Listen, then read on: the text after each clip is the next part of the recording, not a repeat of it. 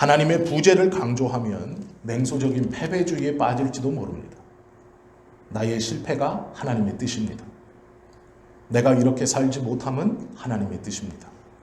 내가 이것을 하지 못함은 어쩌겠어 하나님의 뜻이지 라고 하면서 자신의 삶의 모든 부정적인 것을 하나님 앞으로 밀어놓는 잘못된 신앙을 가질지도 모릅니다. 또 아무런 노력도 하지 않고 모든 것이 그냥 잘 될 거라고 걱정하지 말라고 염려하지 말라고 그 자리에 가만히 서서 말로만 하나님께서 다 해주실 것이니 아무런 염려하지 말자라고 말하는 실패된 낙관론에 빠질지 모릅니다. 오늘 본문을 보면 하나님의 임재와 역사 그리고 부재를 보게 되는 그러한 사건들이 기록되어 있습니다. 사도행전 5장은 아나니아와 삽비라 부부의 이야기입니다. 그들이 초대교회 기독교 공동체에 들어오기를 원했고 그 공동체에서 한 자리 하고 싶었습니다.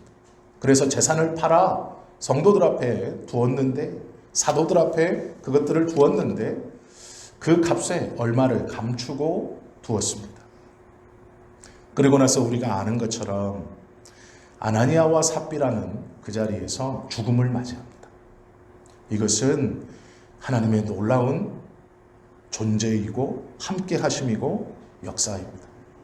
그 자리에 함께 있던 많은 성도들 그 중에 하나라고 생각해 보십시오. 어떤 사람이 어떤 부부가 교회에 들어왔습니다. 신앙생활을 열심히 합니다. 이제 그 부부가 결단했습니다. 모든 재산을 팔아 사도들을 발 앞에 두었습니다. 사도 중 한 사람이 묻습니다. 이것이 전부이다. 예, 이것이 전부입니다. 그러자 너는 성령을 속이는구나 하고 그 자리에서 그렇게 거짓말한 사람이 죽습니다. 그걸 옆에서 보고 있다고 생각해 보십시오. 하나님이 함께 하시는구나. 하나님이 역사하시는구나. 하나님이 지금 우리와 함께 하시는구나. 죽음 앞에 두려움을 느끼지만 그 죽음을 넘어서는 하나님의 임재와 하나님의 동행과 하나님의 역사를 보고 마음에 내 믿음이 틀리지 않았다. 내 선택이 옳았다. 내가 지금 이 공동체 안에 들어와 있는 것이 잘한 것이다. 라고 생각했을 것입니다. 그 소문이 나자 믿는 자들이 더 많아졌을 것입니다. 그런데 그렇게 말씀을 전했던 사도들이 옥에 갇힙니다. 재판을 받고 처분을 기다려야 될 때가 되었습니다. 아나니아와 삽비라에서 하나님의 존재를 느꼈던 그 사도들이 종교 지도자들에 의해서 체포가 됩니다. 그리고 옥에 갇힙니다. 그리고 종교 지도자들은 예수님을 죽이기로 결의했던 것처럼 이 사도들을 죽이려고 합니다. 그렇게 결정내고 싶어 합니다. 그 내용이 17절부터 32절까지의 내용입니다. 사도행전 5장 17절부터 35절까지는 사도들이 잡히고 이제 그 사도들의 처분을 위한 회의를 열고 있는 것을 보여주고 있습니다. 처분의 결과는 죽이는 겁니다. 예수님을 죽였듯 그렇게 죽이면 문제가 해결되는 것입니다. 그런데 이때 놀라운 일이 벌어집니다. 무슨 일입니까? 아나니아와 삽비라의 일을 통해서 하나님의 함께하심과 존재를 경험했던 이 사도들에게 갑자기 가마리엘이라는 사람, 자신들과 일면식도 없고 자신들과 아무런 상관이 없고 자신들이 줄을 댄 적도 없고 도와달라고 해본 적도 없는 가마리엘이라는 유력한 사람이 나와서 이렇게 말합니다. 저들의 행함이 하나님의 뜻이면 그대로 있을 것이고 만약에 하나님의 뜻이 아니면 스스로 망할 것이다. 우리는 그것을 조금 지켜보아야 한다. 이것은 히든카드입니다. 하나님을 믿는 종교 지도자들에게 하나님의 뜻을 말하는 것은 히든카드이죠. 사도들은 생각했습니다. 그리고 그 재판의 결과를 기다리고 있던 많은 성도들도 생각했을 것입니다. 하나님의 존재는 분명하시고 우리와 함께 하신다. 놀랍지 않은가? 저 가마리엘을 통해서 우리를 구원하신다. 다른 종교 지도자들은 우리를 죽이려고 했지만 하나님은 가마리아의 입을 통해서 우리를 구원하십니다. 이것이 하나님의 역사입니다. 사도들은 기뻤을 겁니다. 흥분했을 겁니다. 기대하지 않았던 하나님의 놀라운 역사를 보았습니다. 아나니아와 삽비라의 이야기가 기적이었고 그것이 하나님의 강력한 동행의 증거였다면 자신들과 상관없는 가마리엘을 통해서 자신들의 생명을 구해주는 이 말은 하나님의 역사이고 하나님의 히든 카드입니다. 사도들은 의기양양했습니다. 그래서 종교 지도자들은 이 사도들을 죽이지 않기로 결의합니다. 풀어주자. 우리가 그 자리에 있었고 우리가 그 예수님의 제자들이라고 생각해 보십시오. 성령을 속이려고 했던 아나니아와 삽비라를 하나님의 말씀 선언 한마디로 하나님의 살아계심을 증거하고 잡혀 옥에 갇혀 죽을 수밖에 없었는데 일행도 아니고 동행도 아니고 예수님을 믿고 있지도 않은 유력한 사람이 갑자기 나와서 우리를 살려주는 것이 옳다라고 말합니다. 그렇다면 우리는 어떤 생각이 들겠습니까? 하나님의 강력한 도우심, 하나님의 강력한 임재를 느낄 겁니다.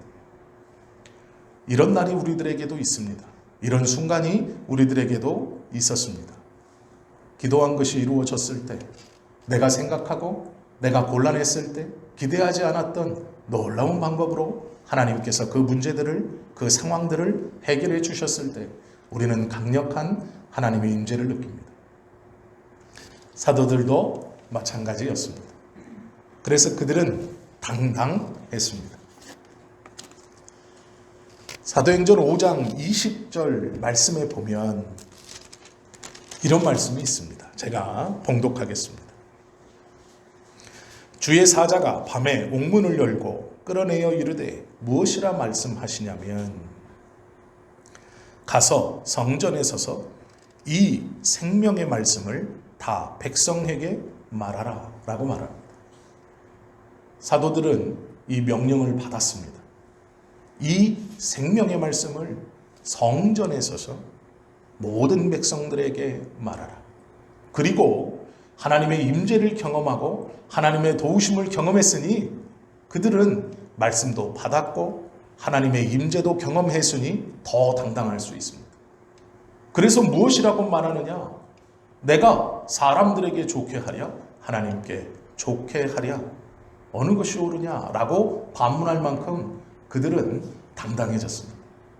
갈릴리 어부였던 그들이 배운 것이 없고 종교 지도자들이 예수님을 죽이려고 결의했을 때도 어떻게 할 수 있는 방법을 찾지 못했던 그들이 이제 당당해졌습니다. 29절 말씀에 보면 베드로와 사도들이 대답하여 이르되 사람보다 하나님께 순종하는 것이 마땅하다라고 말합니다. 그들은 생존하는 것, 살아있는 것, 더 잘 생존하는 것, 그것이 아니라 생명을 붙들고 사는 것을 선택한 것입니다. 생존은 단순히 목숨이 붙어 있는 겁니다. 더 잘 생존하는 것은 목숨을 이어가기 위해서 조금 더 좋은 음식을 먹고 좋은 옷을 입는 것과 같습니다. 그러나 생명을 붙들고 사는 것은 다른 문제입니다. 이들은 당당했습니다. 생존이 아니라 생명을 붙들고 있었기 때문입니다. 자신만이 아니라 많은 사람들에게 이 생명을 전하기로 마음먹었습니다. 그리고 그런 명령을 들었습니다. 그래서 굴하지 않습니다. 그들에게는 하나님께서 함께 하신다라는 확신이 있었습니다. 그래서 당당할 수 있었습니다. 오늘 사도행전 5장에 보면 사도들은 처음부터 마지막까지 당당합니다. 비굴하지 않습니다. 그런데 문제가 있습니다. 하나님께서 자신들과 함께 한다는 그 당당함, 아나니아와 삽비라를 통해서 하나님이 강하게 역사하시고 동행하신다는 것을 경험했고, 가마리알의 말을 통해서 하나님의 히든 카드, 자신들을 보호해 주신다는 것들을 경험했습니다. 그런데 한 가지 문제가 있습니다. 놓아주기로 했는데 그냥 놓아준 게 아니라 매를 치기로 했습니다. 그것도 채찍으로 치기로 했습니다. 그냥 놓아주는 게 아니라 그냥 풀어주는 게 아니라 매를 때린다라는 것이죠. 40에 하나 감한 39대의 매를 채찍으로 때리고 놓겠다라는 겁니다. 하나님의 존재, 역사, 함께 하심을 경험했는데, 그래서 훈련하게 되었는데, 그래서 당당했는데 39대의 매를 때린다고 합니다. 매를 때린다라는 것은 다 아시는 것처럼 회초리로 그냥 때리는 것이 아닙니다. 벗겨놓고 등짝을 후려치는 겁니다. 상의를 벗겨놓고 돌이나 나무 기둥에 묶어 움직이지 못하게 하고 회초리가 아닌 채찍으로 39대를 때리는 겁니다. 거반 죽는 겁니다. 39대 맞을만 하지? 아닙니다. 맞으면 죽습니다. 거의 죽습니다. 그렇지 않으면 심각한 후유증이나 장애를 얻게 되는 것이 이 매질입니다. 돌기둥이나 나무기둥에 묶어놓고 사정없이 채찍으로 39대의 매를 때리고 놓아주겠다라는 것은 죽이지만 않지 죽을 것이다 라는 선언입니다. 우리가 그들이라고 다시 한번 생각해 보면 좋겠습니다. 하나님의 임재와 도우심, 나를 건져주심을 경험했습니다. 하나님이 나와 함께 계십니다. 의기양양했습니다. 자신감이 차올랐습니다. 그래서 당당했습니다. 그런데 하나의 결정이 떨어집니다. 이제 내가 저 문을 나가서 당당하게 성전에서 나는 생존이 아니라 생명의 말씀을 여러분에게 전할 겁니다 라고 나가면 되는데 종교 지도자들이 한마디를 덧붙입니다. 채찍으로 매질한 뒤에 놓아줘라. 마음이 어땠을까요? 39대 맞으면 거반 죽습니다.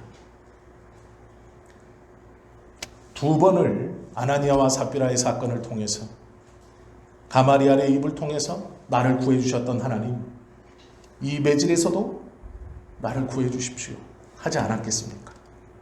저 같으면 간절히 빌었을 겁니다. 그렇게 역사하셨던 하나님, 나와 함께 하셨던 하나님, 이 매질에서 하나님 이거 맞으면 죽을지도 모릅니다. 아나니아와 삽비라의 사건을 통해 하나님의 임재와 역사를 보여주셨고 생사여탈권이 사람의 죽고 삶이 하나님에게 있다는 것을 우리로 보여주셨고 나로 알게 하셨고 아무 상관없는 가마리알의 입을 통해서 나를 구원해 주신 하나님, 이 채찍에서도 나를 구해 주십시오. 안 했겠습니까? 간절히 속으로 기도하지 않았겠습니까? 겉으로는 당당했지만 속으로는 하나님 불렀을 겁니다. 39대 채찍으로 맞는다는 것이 무엇인지 알기 때문에 그러시죠. 2번을 역사하셨으니 이때도 역사해 주셔야죠. 이때도 놀라운 방법으로 구원해 주셔야죠. 이때도 함께해 주셔야죠. 살아계신 하나님이 나를 지키시고 나와 함께 하신다는 것을 보여주셔야죠. 그러나 성경은 보여주지 않습니다. 금해를 다 맞게 합니다. 2번은 구해주셨고 한 번은 하나님이 없는 것 같습니다. 2번은 나를 건져주셨는데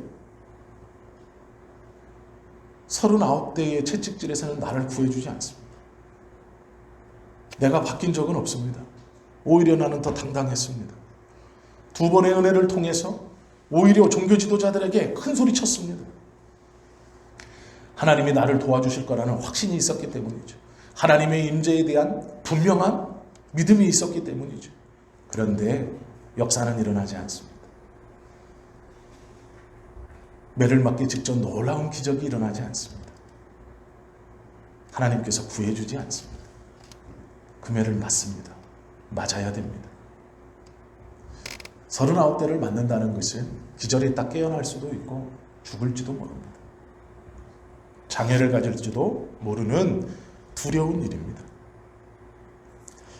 40절 보시면 그들의 마음을 성경은 이렇게 말합니다. 그들이 옳게 여겨 사도들을 불러들여 채찍질하며 예수의 이름으로 말하는 것을 금하고 노훈이 채찍질하여 맞았습니다. 그런데 그 채찍질을 당한 사도들은 그 이름을 위하여 능욕받는 일에 합당한 자로 여기심을 기뻐하면서 공회 앞을 떠납니다. 매 맞는 거 괜찮다라는 것이죠. 매를 맞는 것은 하나님의 부재죠. 나를 도와주지 않는다는 겁니다. 왜 건져주지 않지? 의무감이 든 것이 의문점을 품고 있는 게 아닙니다. 2번 역사하셨던 하나님 왜 3번은 역사 안 해주십니까? 나를 왜 도와주지 않습니까? 하는 게 아닙니다. 기쁘게 여겼다라고 말합니다. 기쁘게 여겼다. 하나님의 부재 같은 상황은 하나님의 임재 안에 있는 부재처럼 보이는 현상입니다. 하나님은 제자들과 함께하고 있었습니다. 그런다에 지금 상황은 부재하신 것, 함께하지 않으신 것처럼 느껴지는 것뿐입니다. 그렇게 보여지는 것뿐입니다. 믿음은 하나님께서 나를 도와주시지 않고 내 기도를 응답해 주시지 않고 나의 간절함을 들어주시지 않는 하나님의 거절과 부재와 같은 상황에서 나는 하나님께서 나와 함께 하시니 지금은 상황적으로 안 계신 것처럼 상황적으로 나와 함께 하지 않은 것처럼 보여질 뿐 나의 모든 삶 하나부터 10까지 그 모든 삶은 하나님의 동행과 임재 안에 잇따른 그 믿음이 변하지 않을 때 기뻐할 수 있는 겁니다. 이건 부재가 아니고 부재처럼 느껴지고 보여지는 것이죠. 하나님은 제자들을 놓아버리거나 잊어버리신 분이 아니다라는 것이죠. 이들이 기뻐할 수 있는 이유는 하나님의 임재에 대한 강력한 믿음이 있었습니다. 나를 건져내 주지 않으시는 것, 그것 또한 임재다. 왜요? 내 삶 전부가 하나님의 손에 붙들려 있기 때문입니다. 그러기에 지금은 부재처럼 보이는 것이지 나를 돕지 않으시는 것처럼 느껴지는 것이지 그것이 아니다라는 것이죠. 신앙생활에서 가장 좌절하는 대목이 이것이죠. 하나님께서 우리와 함께하지 않는 것처럼 느껴질 때입니다. 신앙생활을 잘 하다가 어렵고 힘들 때가 언제입니까? 하나님이 안 계신 것 같을 때입니다. 하나님이 나를 도와주지 않은 것처럼 느껴질 때입니다. 내 삶에서 하나님이 계시지 않을 것처럼 느껴질 때 우리의 신앙은 어렵고 힘듦과 회의로 빠져듭니다. 그럴 순간이 우리들에게도 있죠. 그럴 때가 우리들에게도 있습니다. 그러나 기억하십시오. 우리는 하나님의 임재와 동행 그 안에 우리의 삶이 붙들려 있습니다. 잠시 하나님이 우리에게 역사하지 않는 것처럼 나와 함께 하지 않는 것처럼 나를 지켜주지 않는 것처럼 느껴지는 그 순간에도 하나님은 우리와 함께 하십니다. 기독교 철학자 중 월트 스터프라는 사람이 이 사람에게 아들 올릭이라고 부르는 아들이 하나 있었습니다. 올릭이라고 이름하는 아들이 있었습니다. 그런데 이 아들이 산에 갔다가 절벽에서 떨어져 죽습니다. 이 사람은 목회자이면서 신학자입니다. 이 아들이 떨어져 죽은 뒤 책을 하나 썼습니다. 나는 사랑하는 사람을 잃었습니다. 전반부에는 어떤 내용이 있냐면 우리 아이가 하나님의 품 안에 있는 줄 믿습니다 라는 내용이 책의 전반부입니다. 그런데 이 책의 후반부로 가면 어떻게 말하냐면 하나님 나의 천국과 아들의 생명을 바꿀 수 있으면 바꿔주시면 좋겠습니다 라고 고백합니다. 목회자이고 신학자이지만 그 아들의 죽음 앞에서 그가 울부짖습니다. 뭐라고 울부짖냐면 나에게 약속된 천국이 취소되어도 만약에 그것으로 우리 아들이 다시 살아올 수 있다면 그렇게 해주십시오. 자신의 절망, 자신의 고통을 거짓없이 그대로 쓰고 있습니다. 다른 사람이 보면 저게 어떻게 목회자고 저게 어떻게 기독교 신학자고 영성학자일까? 라고 생각할지도 모릅니다. 참 믿음도 없네. 아니요, 그렇지 않죠. 나의 모든 삶이 하나님 안에 있다라는 믿음이 있기 때문에 이는 하나님 앞에 자신의 고통과 힘듦을 거짓없이 정확하게 내어 보일 수 있고 그것을 부끄러움 없이 기록할 수 있었던 것입니다. 우리의 삶에서 하나님이 존재하지 않는 것 같은 순간이 있죠. 도와주시지 않고 구해주지 않고 응답해주지 않고 이 고통이 이 어려움이 해결되지 않는 순간 기억하십시오. 하나님은 부재하신 것이 아닙니다. 우리의 삶은 이미 하나님의 임재와 함께하고 있습니다. 그래서 부재하는 것처럼 보이지만 그것은 하나님의 부재가 아닙니다. 그리고 또한 우리에게 하나님이 부재하신 것처럼 우리로 그렇게 그 삶을 통과하게 하는 이유가 있습니다. 지금 이 고통을 당하는 사람들은 사도들입니다. 예수께서 승천하시고 이제 남아있는 기독교 공동체를 이끌어가야 하는 사명자들입니다. 또한 많은 믿음의 사람들에게 생명의 말씀을 전해야 하는 말씀을 전달받은 사람들입니다. 사도들, 하나님께서 귀히 쓰는 사람들, 하나님께서 그들을 통해 많은 이들의 영혼을 구하고 하나님 나라의 말씀과 하나님의 나라를 전해야 하는 사람들, 그들에게 이 부재의 고통을 주십니다.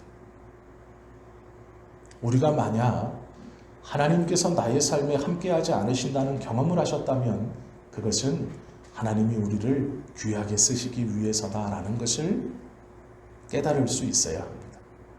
그저 그렇게 네 믿음 하나 잘 지켜라. 아니요. 하나님께서 나에게 고통을 허락하시는 이유는 고통을 받아본 자가 고통받는 자에게 하나님의 사랑을 전할 수 있기 때문이고 그들의 마음을 공감할 수 있기 때문입니다. 아무런 고통을 경험해보지 못한 자의 위로는 어떤 사람에게도 위로가 되지 못한다는 것을 우리는 알고 있습니다. 41절과 42절에 보시면 사도들은 그 이름을 위하여 능욕받는 일에 합당한 자로 여기심을 기뻐하면서 공회 앞을 떠나니라. 그들이 날마다 성전에 있든지 집에 있든지 예수는 그리스도라고 가르치기와 전도하기를 그치지 아니하니라. 하나님의 부재를 경험했던 이 제자들은 오히려 기뻐했습니다. 그리고 말씀을 전했습니다. 하나님께서 우리의 삶에 하나님의 부재를 경험케 하시는 것, 그 고통 가운데 나를 밀어넣으시는 이유는 우리를 통해 다른 이에게 하나님의 말씀을 전할 수 있게 하기 위해서입니다. 세상은요, 다른 이야기를 기다리고 있습니다.